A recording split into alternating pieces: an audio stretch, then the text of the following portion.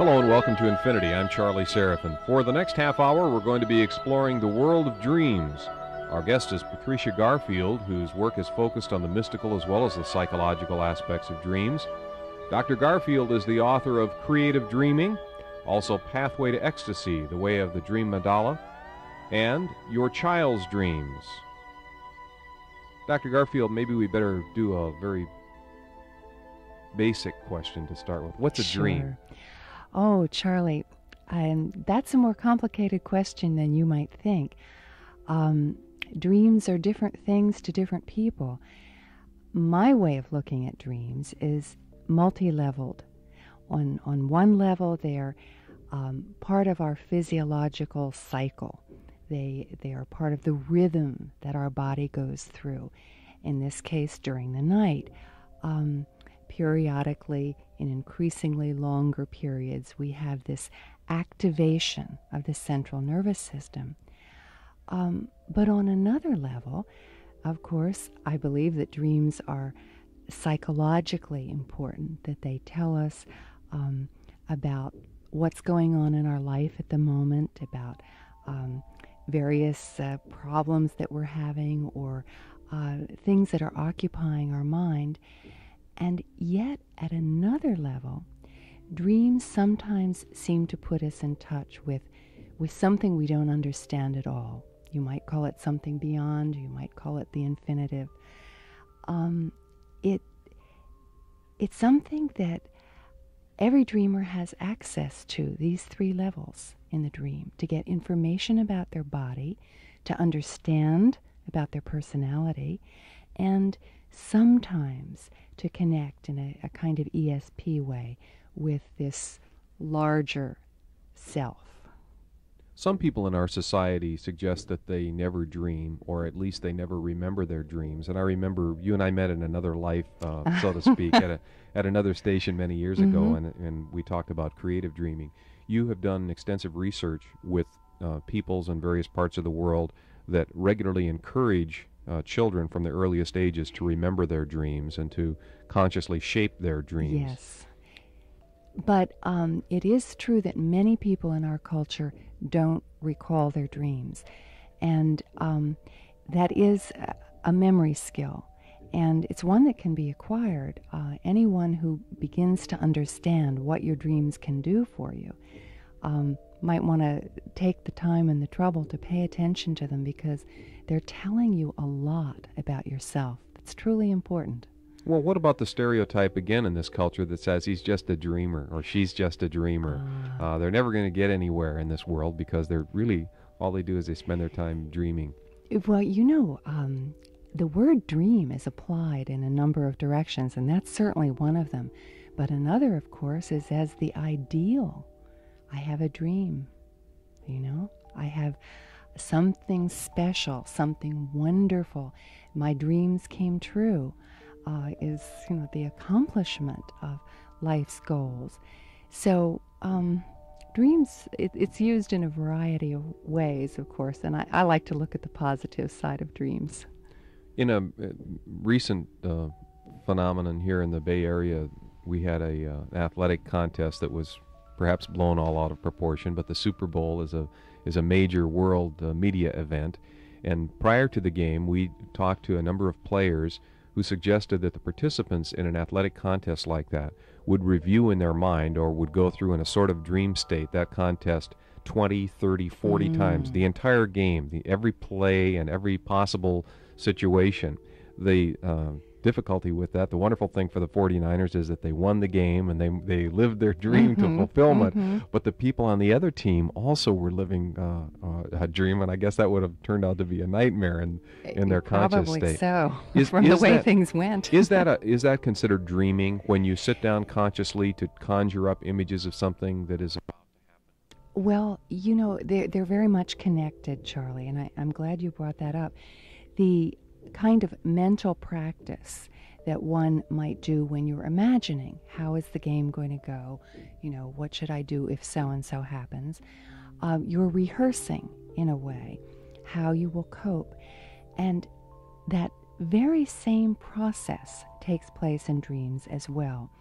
In fact, I think it's more effective because dreams are, in a way, more real than imagining. You know, you get more, or at least as frightened in a dream as you can in the waking state. And the emotions are more real than if you're doing mental imagining. People who practice in their dreams, very frequently sports figures, relay this kind of phenomenon. One of the great weightlifters told me that he does the same sort of thing the night before a contest. He invariably dreams about it and usually sees himself winning, which he usually proceeds to do.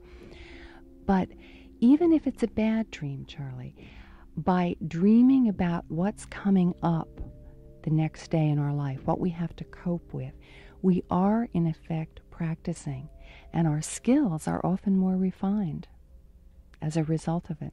You talked about the reality of a dream. True or false? If you die in your dream, you will not wake up. False. Okay. In fact, I've talked with many people who have experienced dying in their dreams. One of the things that I tell such people who may be concerned about this kind of dream, that, if you die in a dream, get reborn. Come back stronger than ever. And, you can do it. What about some of the other things that we commonly experience in dreams? Falling. Yes. What's that all about, or is it different for everyone?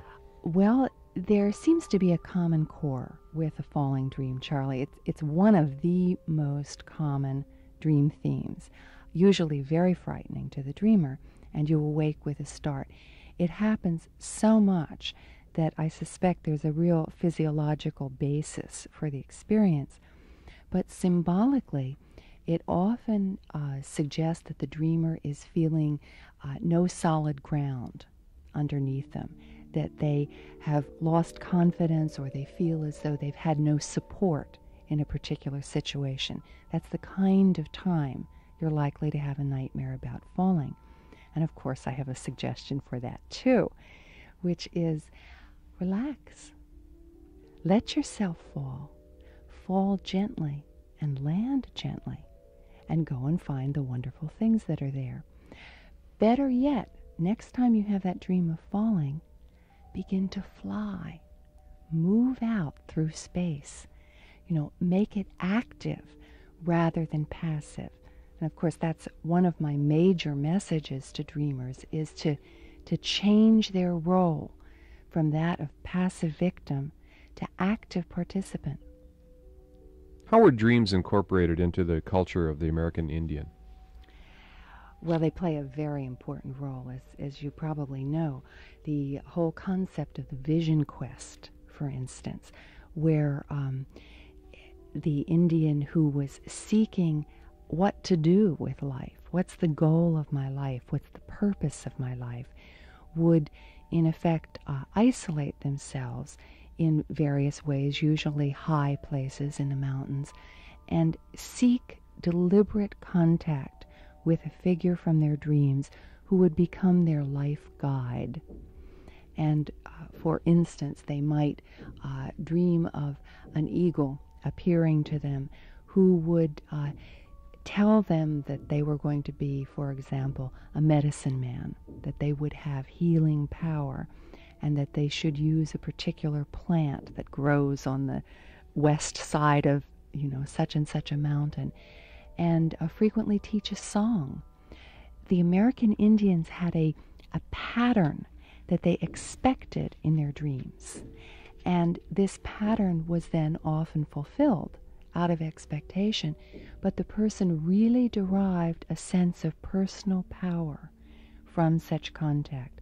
And whenever they found themselves in trouble, or trying to heal someone, or in dealing with a war situation, they would call on their dream spirit for this power, usually by means of a song, a dream song that had been taught to them. For the Native Americans, particularly a century or so ago, it was much easier for them to to relate to the symbolism in their dreams because their life was perhaps less complex than our lives are today. There were the elements to deal with, the weather, food preparation, hunting, and that sort of thing. They didn't have freeways and mass transit and high-rise buildings and the urban density that we have right now. Is it a mistake for people in today's culture to draw on their dreams and to associate various symbols in their dreams and to give them meaning and to live their lives out of their dreams, or is that a real good approach? Oh, I, of course, think it's a real good approach. Even today, dreams can put us in touch with, you might not care to think of it as a power from a spirit, but you may prefer to think of it as one's own creative resource. But there is a connection that we can derive from our dreams. For me, one of the very moving symbols was one that I call branching woman, in which I saw a figure with many antler-like branches growing from the head. And, to somebody else, it wouldn't have the same significance. But for me, as I grew to understand it, it represented the branching out, the reaching for creative growth in many directions. And this was one of the symbols that helped inspire my initial writing, of putting forth, a seeking. And for me, it's equivalent to a kind of 1,000-petaled lotus, for instance. So painting this image, in my case, for people who don't have an artistic outlet, there are many other ways to take a symbol from your dreams. Perhaps say you dream about dolphins a lot, and they represent to you a communication with another level that's really important to you, and you want to stay in touch with it. To buy a little pin of a dolphin, to find pictures of it that you put up on your bulletin board. Some way to keep that image can serve as a reminder to you, hey, this is what's important to me. This is what I want to stay in touch with. This is center. This is home ground for me. Images can play an exceedingly important role in your life, and you find them in your valuable dreams, in the dreams that inspire and move you. Catch hold of that symbol and give it form. Is there any danger in ascribing meaning to a symbol from a dream? Oh, I think it's essential. Danger? Not usually. I think that a disturbed person can get obsessed with something, without it being a dream. They perhaps will pick something and develop an obsession around it. But for the normal person, for a well-integrated person, symbols can actually guide us to achieving our greatest goals. When I'm working with children, Charlie, I use drawing a lot, and ask them to draw pictures of usually their nightmare, starting with their nightmare, and then get them to imagine how the dream could change, how it could be better. Picture the dream coming out any way you wanted. Like maybe you got a magic weapon or a superhero helped you. And then drawing this, what I call a re-dream. Working with the symbols in this way can diffuse the anxiety about the dream and can teach the child there are options. There are many options you can do in a scary dream, just as there are in life. It's an important life lesson through dreams. What about people who have suggested that all of life is a dream and that your dreams are real and your conscious waking moments are really the dream, that we're looking in the mirror, so to speak? Right. A lot of the Eastern philosophies, of course, have that idea, and it's quite an interesting one. For instance, one of them is expressed as, we are all figures in Buddha's dream. And when Buddha wakes up, we're gone. It's an interesting way to look at things for a moment or for a day, to say, suppose this were a dream. You can extract messages from your daily life in that way. Say, imagine that this is symbolic of what's going on in my life. What happened today tell me about me? And it's an interesting process, even for us Westerners. What about people who experience things in dreams and wake up? Sometimes you have a dream that is obviously a dream, and other times you have a dream that is absolutely real, that there is no element of fantasy in it. There's nothing in the dream that's out of the realm of possibility, and you wake up and you say, I was there. That wasn't a dream. I was really experiencing that. Is there any documentation to suggest that sometimes people, it's been called astral travel and a number of other things, the ability to be someplace else while your body is sleeping? Well, there have been many anecdotal accounts by people who've experienced things that have been so powerful that they have really been eager to communicate to other people that you can have a real experience through a dream. I don't think at this point we have any unequivocal proof that this has happened, but I, like many other dreamers I know, have experienced learning something in a dream in which there was no other possible way for me to get that information except by some sort of experience. And it's very impressive when it happens to you. It really is. And it takes the form of saying, well, maybe they'll prove it or not in the laboratory someday, but I know that you can really learn through dreams, that you can get in touch with a reality that is very special. Does it help if you are involved in meditation or in some sort of spiritual or physical discipline in terms of directing your dreams?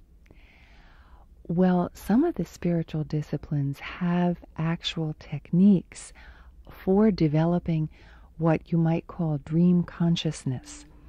In Western society, we usually refer to this as lucid dreaming, which simply means a dream in which you know that you're dreaming. Lots of people have had that experience just momentarily, perhaps in the middle of a very frightening dream. The gorilla is about to grab you around the throat and you're terrified, and suddenly it flashes in your head, hey, this is just a dream. I don't have to be afraid. And most people use that awareness, that consciousness of their true state to wake up, to escape to the waking world.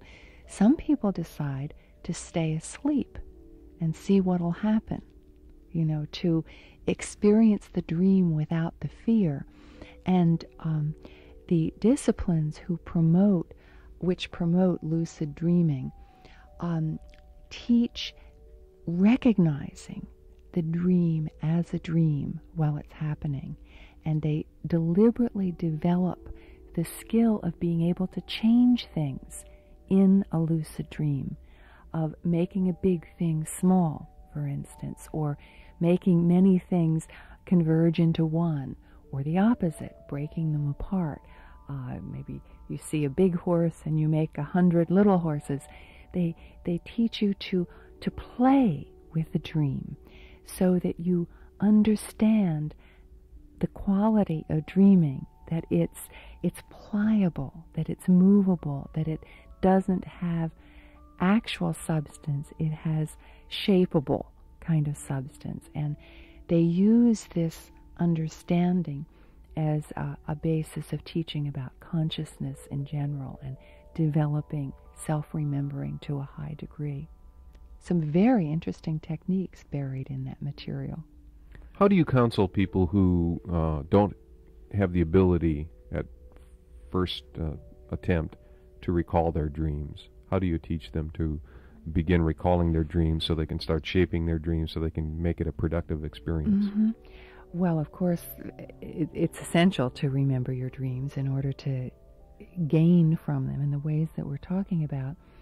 And some of the things are very simple, and I'm sure your listeners have heard them many times, like putting a pad beside your bed with a pen, and when you awake, to record anything that might be going through your mind. What they might not have heard is the importance of keeping your eyes closed when you're trying to remember dreams. Dream recall is very fragile, and it's based on recency. As soon as you open your eyes and move actively, you turn your attention to the external world, to the stimuli that are hitting it now. And if you can, when you wake up in the morning, I suggest picking a weekend or a vacation, sometime when you can really concentrate on sleeping in and letting yourself wake up naturally. Then to lie still with your eyes closed and kind of see if you can catch hold of anything that's going through your head. It doesn't even have to be a dream. Whatever you're thinking about at the moment that you wake up will be hooked by association to the last dream. Because when you wake up naturally, you're waking up from a dream. And write down, I like to do it with the eyes shut, anything that you remember. That's usually the last scene of a dream, and then by reverse association you get the preceding scenes. It's also helpful, Charlie, to roll into another sleep position that you use. If you finished recall in one position or you seem to have no dream recall, very gently move, say you woke up on your right side and you also sleep on your left side, roll very gently onto your left side and lie there and listen to whatever's in your head there. Dreams seem to be hooked to the physical position in which they occur. And if, it sounds weird, but it actually is very, very true that you can get additional dream recall or stimulate dream recall by getting into the position in which you had that dream. Then, of course, whatever material you have, it's very important to work with it. Not just to mechanically write it down and then forget about it. It's very helpful to form a group. Say you've got 2 or 3 friends that you trade dreams with, and you work with the material. You look at the dream from a number of points of view, and there are many good books to guide you on doing this sort of thing, of course, including mine, in which you see what's happening in your dream and ask yourself questions about the different images in the dream. That always increases recall, working with somebody else on your dreams. Just like when people go into therapy, they begin remembering dreams a lot. The same thing will happen if you talk about dreams with a group of friends like that and you write them down. If you have no recall at all, there's a surefire, guaranteed way to get it. And that involves getting a very good friend, and it needs to be a good one, to sit up and watch you while you're sleeping. You can see when somebody else is dreaming. Not only the amount of time, which is usually 90 minutes, 60 to 90 minutes into the dream cycle, or sometimes right when we're drifting off, we have these little dreamlet kind of things. You can see, just as when you're watching a dog who's asleep, they begin to and move the legs and maybe the tail, and you know that they're experiencing a dream. People do the same thing. There's little twitching around the eyes, and sometimes you can even see what we call the rapid eye movements, back and forth beneath the closed lids. And around the mouth, there's usually some kind of little grimacing, and the fingers may twitch. And right at that time, you have to let the person have a few minutes of this experience, and then very, very gently say, even shake them. Say, what's going through your mind now? They'll remember. And if they wanted you to wake them up, That's fine. I've done that with my husband sometimes, who doesn't remember his dreams very well. And, after he curses, pulls up the covers, he remembers his dream. It's very easy to catch a dream when it's that fresh. It seems in my experience that the most vivid recollection of a dream is when I am startled from sleep by some sound, some noise. The alarm clock goes off in the middle of that cycle, whereas if I lie in bed and take the comfortable approach, which almost never happens, but if you're able to sleep in and enjoy it and wake up, that's a more difficult process of remembering for the you. dream. Yeah. That's why people who are hospitalized, for instance, when they get waked up all during the night for a shot or whatever, frequently will say, "Oh, my dream recall really went up," for that same kind of reason. They've been caught right in the middle of a dream, and it's easy to remember then. What about the expression daydreaming? Is that dreaming, and is it beneficial?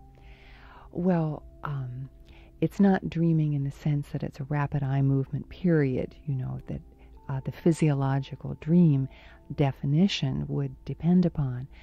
But of course, it's the product of the same mind, so that the person who has a lot of dreams about, for instance, one of the most common good dreams is an outstanding performance. I won the gold medal at, the Olympics for gymnastics, or, I made the touchdown on the Super Bowl or something. This is a very popular good dream. If you have a person who has a lot of that kind of theme in their dreams, and their daydreams, you can be pretty certain will involve this same sort of outstanding accomplishment. The same mind is producing the imagery, so you have a correlation between them. What is precognitive dreaming? How does that work? I wish we understood. We don't know how it works. There's been a lot of attempts to investigate, but we don't have any solid information. What does seem to happen is that endless numbers of people say, gosh, it was the weirdest thing. I dreamt that, so-and-so was going to get shot or whatever, and they died. And I know I dreamt of such and such an air crash. There was a few years ago that very impressive incident in which the man had recurrent dreams of a particular plane with a particular logo, crashing.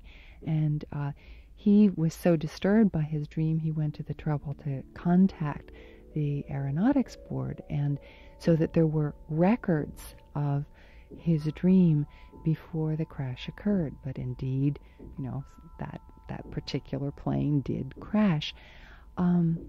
It's very impressive to the people that it happens, but we don't understand how it works. Usually the person will say that the dream was exceptionally vivid, and sometimes they will notice something different about the atmosphere. That is, there's a kind of almost vibration in the atmosphere of precognitive dreams. It's important if we, can understand that. And people who have them a lot can contribute to our knowledge by, recording them, making records so that we can study what was different about the precognitive dream. And the world will be a better place if people work to remember their dreams and to work with their dreams? Absolutely.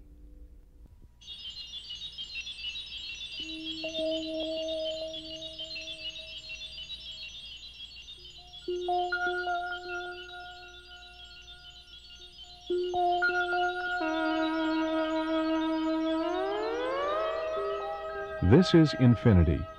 Remember to keep your mind open and listen to your heart. I'm Charlie Seraphin. Thank you for listening.